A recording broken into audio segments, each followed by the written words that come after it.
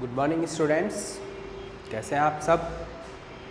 तो I think okay हैं और पढ़ाई बहुत अच्छी तरह से कर रहे होंगे। तो आज हम अपने टॉपिक को आगे बढ़ाते हैं।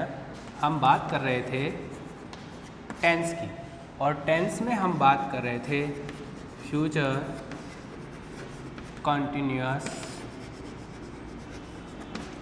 टेंस की। फ्यूचर कॉन्टिन्यूअस टेंस क्या होता है? जब फ्यूचर में कोई काम चल रहा होगा वो फ्यूचर टेंस कहलाता है, फ्यूचर कॉन्टिन्यूअस टेंस कहलाता है। फॉर एग्जांपल, आप कई बार ऐसे बोलते हैं कि जब तुम मेरे घर पे आओगे तो मैं तुम्हें खाना खाता हुआ मिलूँगा, या जब आप वहाँ पर पहुँचोगे वो आपको क्रिकेट खेलता हुआ मिलेगा, या फिर अब मैं ये काम करता हुआ मिलूँगा, वो ये काम करता हुआ मिलेगा। तो ये सारे क्या है, फ्यूचर में कंटिन्यू होने वाले कार्य को एक्सप्रेस करते हैं, और उसके लिए हम फ्यूचर कॉन्टिन्यूअस टेंस का यूज़ करते हैं। फ्यूचर कॉन्टिन्यूअस टेंस की बात हमने की थी हेल्पिंग वर्ब विल शैल, इसके साथ में हम बी ऐड करते हैं, और मेन एक्शन है उसकी gerund form means ING form use करते हैं। ये तो हो गई बात हेल्पिंग वर्ब और मेन वर्ब की। अब इसको थोड़ा आगे बढ़ाते हैं। For example,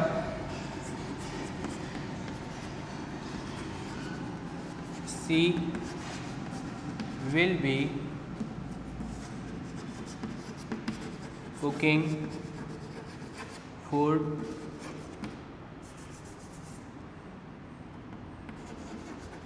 when you will reach there. She will be cooking. ये क्या है?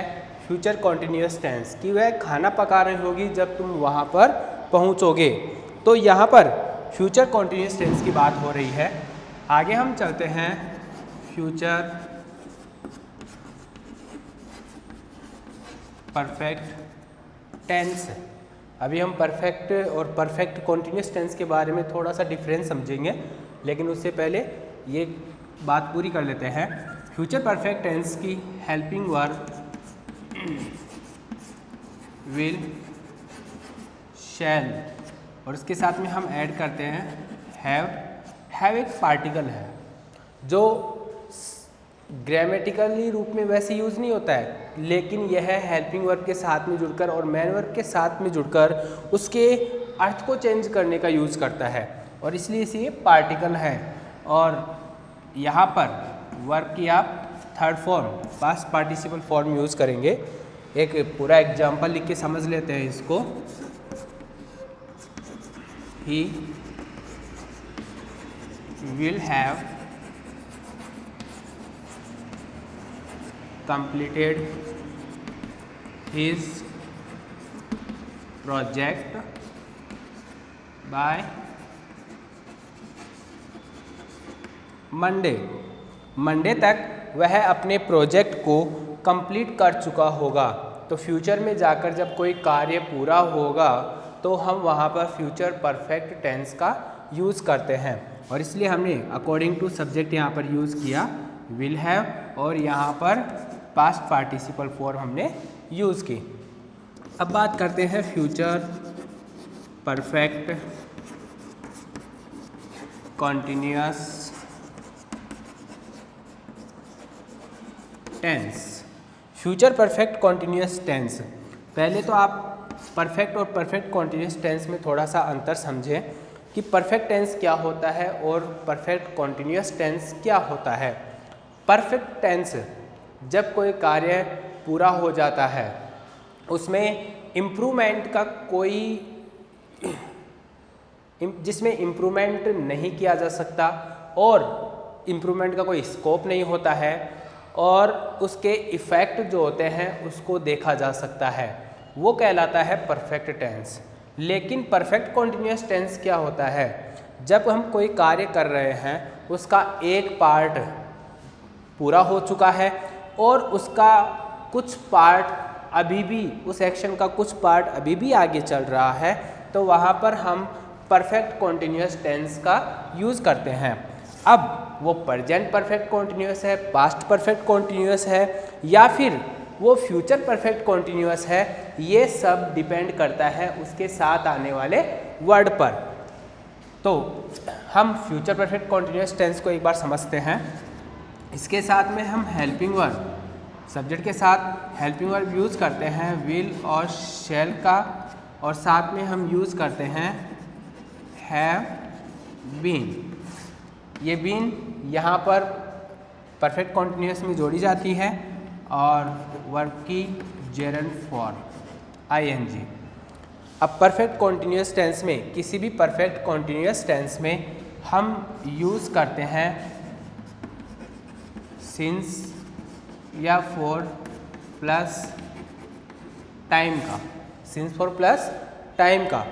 सिंस और फॉर ये अपने साथ पास्ट एक्सप्रेसिंग वर्ड लेकर आते हैं, लेकिन यदि यहाँ पर फ्यूचर परफेक्ट कॉन्टिन्यूस टेंस में कोई फ्यूचर का वर्ड आ गया तो वहाँ पर हम सिंस तो यूज़ नहीं करेंगे, तो वहाँ पर हम यूज़ करते हैं सिंस की जगह from plus future time.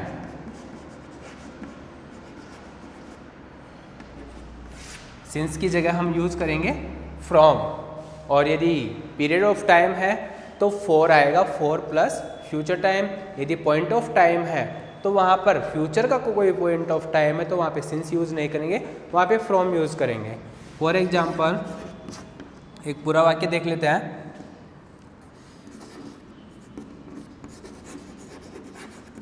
Shruti will have been teaching here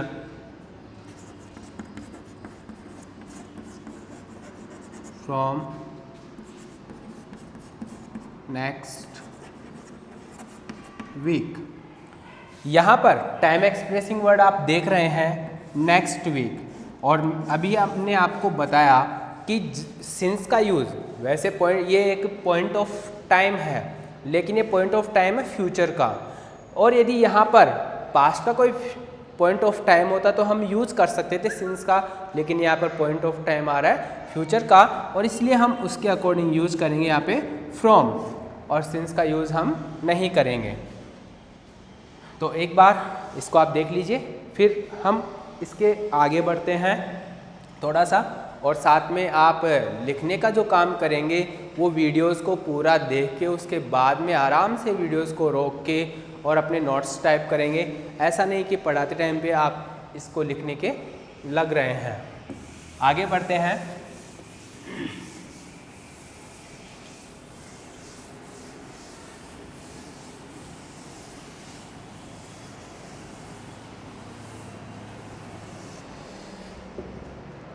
अब हम बात करते हैं रूल्स की, कि हम प्रेजेंट के टेंस कब यूज़ करें, प्रेजेंट में कब कॉन्टिन्यूस टेंस करना है, कब परफेक्ट यूज़ करना है, कब प्रेजेंट इंडेफिनिट यूज़ करना है, कब पास्ट आएगा।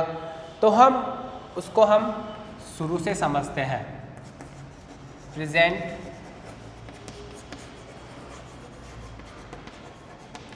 Indefinite tense. Present indefinite tense, जब भी हम कोई हैबिचुअल एक्शन की बात करते हैं, और हैबिचुअल एक्शन कौन सी, जो हमारी आतन क्रियाएं होती हैं, जो डेली या कभी कभार अपने आप घटित होती रहती हैं, वो सभी हैबिचुअल एक्शन होती हैं। और हैबिचुअल एक्शन को एक्सप्रेस करने के लिए कई वर्ड, कई टाइम एक्सप्रेसिंग वर्ड आते हैं, कई फ्रीक्वेंसी वाले वर्ड आते हैं, कई फ्रीक्वेंसी प्लस टाइम वर्ड आते हैं। तो वो हमें बताते हैं कि यहाँ पर हमें प्रेजेंट यूज़ करना है। For example time expressing words,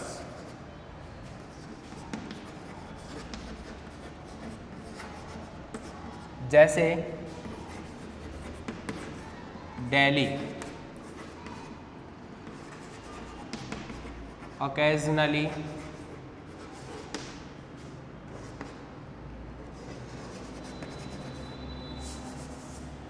frequently,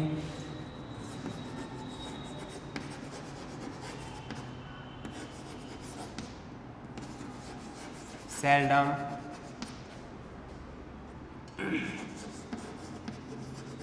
often, rarely,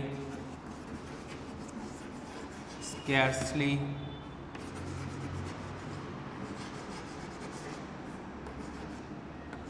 hardly, sometimes,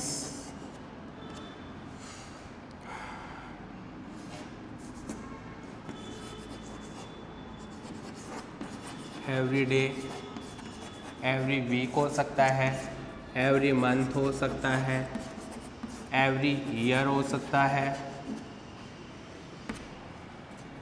और इसके अलावा वंस इन ए डे। ये वंस इन ए डे क्या होता है? जैसे आप दिन में चाय पीते हैं एक बार, तो आप कहते हैं I take tea once in a day. मैं एक दिन में एक बार चाय पीता हूँ, या मैं दिन में एक बार चाय पीता हूँ। लेकिन वंस की जगह हम यूज़ कर सकते हैं twice.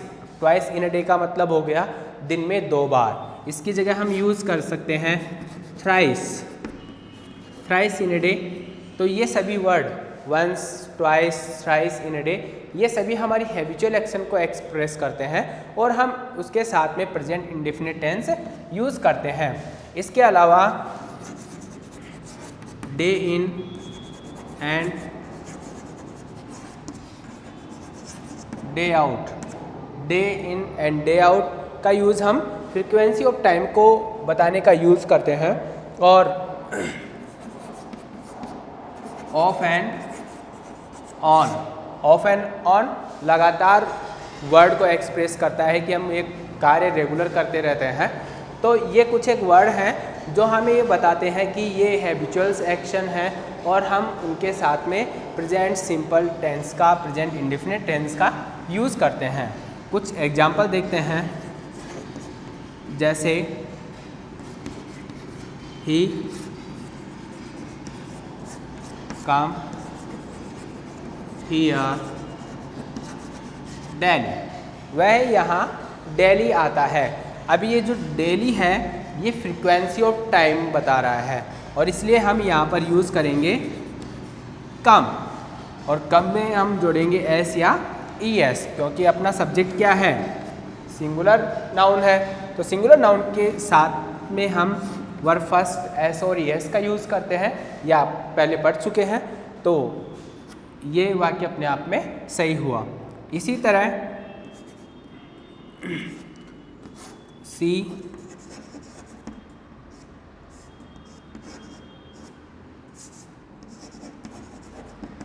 Right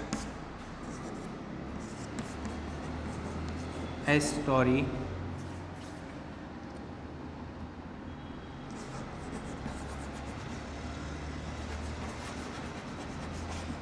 on Sundays.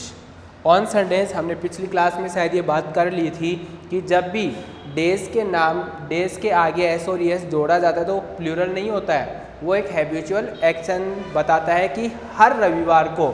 On Sundays का मतलब हो गया हर रविवार को। जैसे आप पिक्चर देखने जाते हैं, हर रविवार को पिक्चर देखने जाते हैं, तो हम वहाँ पर यूज़ करते हैं we go to cinema on Sundays, मतलब आने वाले हर रविवार को हमारी हैबिट है।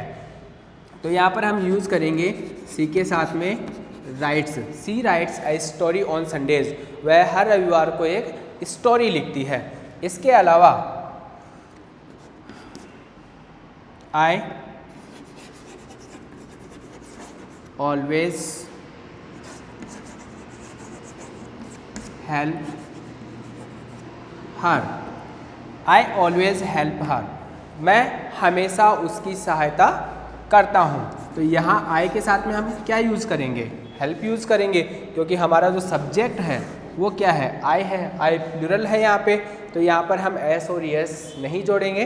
तो आई ऑलवेज हेल्प हर, मैं हमेशा उसकी सहायता करता हूँ। अब यहाँ हम बात करते हैं कुछ एक वर्ड्स की। यहाँ पर जैसे seldom, often, rarely, scarcely, hardly, ये जो वर्ड है ये अपने आप में निगेटिव वर्ड कहलाते हैं। इनके साथ में हम नॉट का यूज़ बिल्कुल भी नहीं करते हैं। यदि इनके साथ में नॉट का यूज़ कर रहे हैं तो वो सेंटेंस ही गलत होता है। एक बार इनको समझ लेते हैं। सी डज नॉट कम हियर। यदि यहाँ पर सी डज नॉट कम हियर, मैं यहाँ पे नॉट यूज़ कर रहा हूँ, she does not come here वह यहाँ नहीं आती है, तो ये वाक्य अपने आप में सही है। लेकिन यदि मैं इसी वाक्य को इस तरह से लिखता हूँ, सी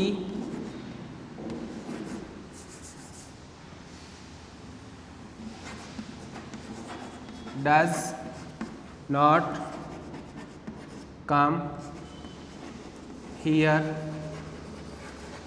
रेयरली। अब मैं यहाँ पे रेयरली भी यूज़ कर रहा हूँ और यहाँ पे डज नॉट भी यूज़ कर रहा हूँ, तो ये सेंटेंस अपने आप में गलत है। दूसरा ये अपने आप में गलत इस तरह से है क्योंकि ये जो वर्ड है रेयरली, ये फ्रीक्वेंसी बताता है और फ्रीक्वेंसी बताने वाले वर्ड को हम यूज़ करते हैं वर्ब से पहले, तो रेयरली वर्ब से पहले आएगा और डज नॉट को हम रिमूव करेंगे, तो ये सेंटेंस होगा she rarely comes here. She rarely comes here, वह यहाँ रेयरली का मतलब होता है कभी कभार, और कभी कभार एक नेगेटिव सेंस देता है कि वह कभी कभार ही आती है, मतलब कभी नहीं आती है। तो सी रेयरली कम्स हियर, तो एक बार इनको माइंड में अच्छी तरह से ध्यान रखें कि ये जो वर्ड है seldom, often, rarely, scarcely, hardly, ये अपने आप में निगेटिव होते हैं, इनके साथ हम नॉट का यूज़ नहीं करते हैं।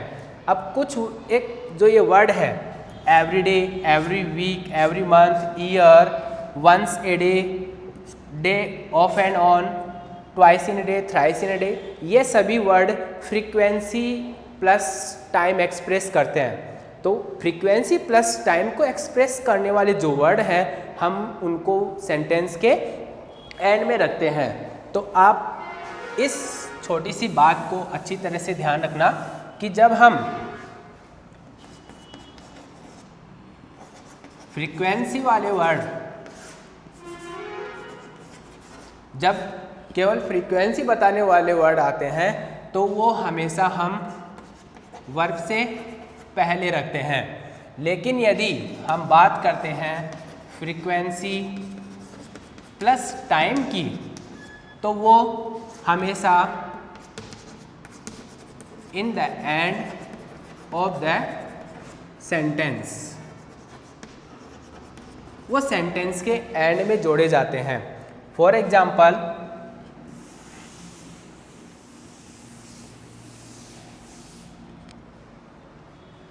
यदि मैं सेंटेंस लिखूं आई एवरी मॉर्निंग